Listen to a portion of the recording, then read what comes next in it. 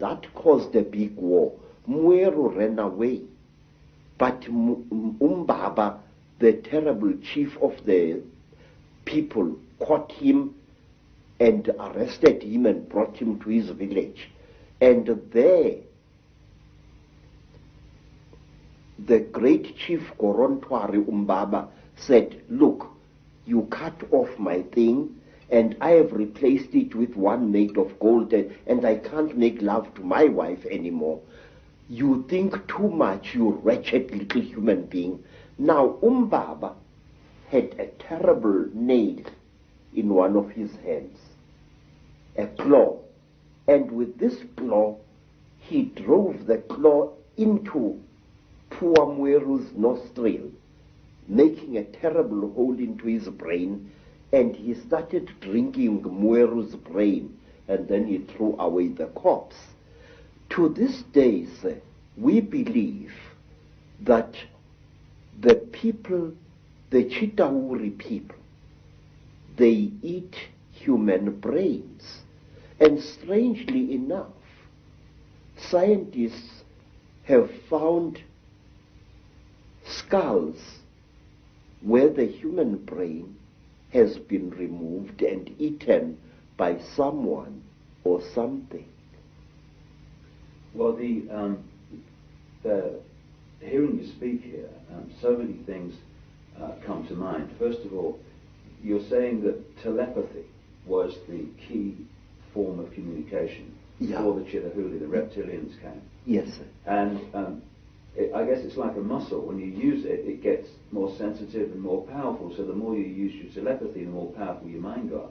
And then when language came, it almost brought us into this three-dimensional world and disconnected us from that mind power that we had before. Yes, sir. And it's also interesting that the story that you talk about, the language being given, and then the different languages being given. And of course, that turns up in the Old Testament, in the Bible. It turns up in stories all over the world about the fact that we were divided by language, so we couldn't communicate.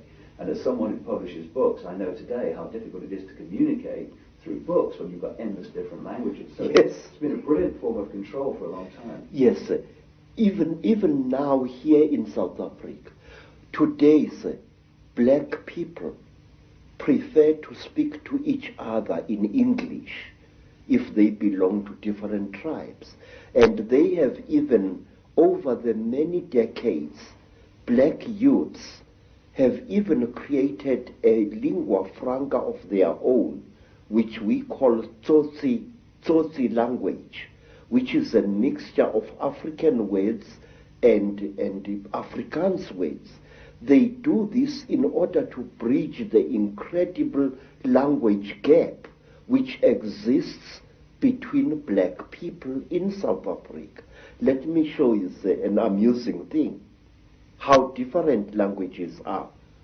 The language of the Xhosa people of the Eastern Cape is very similar to Zulu, but certain important words in the Zulu language, good words, are viewed as obscenities by the Xhosa people.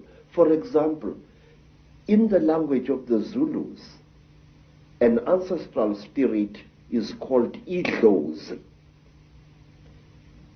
But if you use that word to a Xhosa, he says you are using a dirty word, because to them, Idlozi means sexual desire.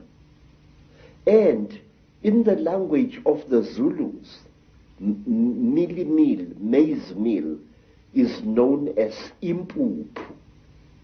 But in the language of the Bapedis, maize meal is called bupi, and if a Zulu uses the word impuphu in front of a Bapedi woman, she feels that he has insulted her, because in the Bapedi language, impuphu means a woman's sexual organ. And in the language of the Mashonas, in the language of the Zulus, a mother is called mama. If I say my mother, I say mama wami. But in the language of the Mashonas, the people of eastern Zimbabwe, the word mama means to sit down and have a crack. So one day when I said to my Mashona hosts, ngikhumbule umama, which in Zulu is, I remember my mother, I'm missing my mother, the Mashona gentleman immediately took me and directed me to his pit latrine at the back of his house. Because in the Mashona way, mother is mai, not mom. So you see this terrible difficulty, this subtle problem of language is a very big obstacle to communication in Africa. So we designed languages. There's another language called Fanagalo, which is a lingua franca consisting of African words as well as nonsense words and Zulu words, which was used a lot in the mines in the 1930s, 40s, and 50s. So to bridge this great language gap, we have created artificial languages in Africa, but today English is the preferred language of communication. Some say we should learn French, also another language of communication in Africa. Some of the problems of language can be funny, but it is the same situation, the divide and rule, that is actually, in other expressions, created this tremendous turmoil in Africa and other places in the world. Yes. And we're looking, from my research and staggeringly hearing you talk, you're saying exactly the same as I've come across. It's incredible confirmation that a reptilian race from another world has been behind the manipulation of humanity for a very, very long time. Now, what do these Chitahuli actually look like, the reptiles?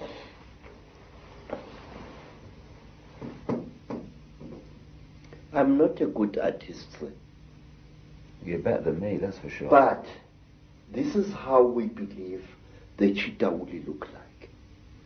They were created in this, you see, sir,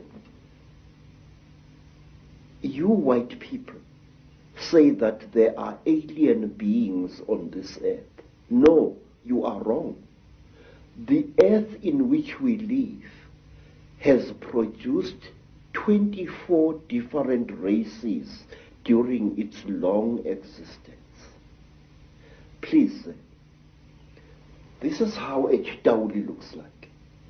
It stands about 11 feet high. It is a very slender being which seems not to have a bone structure.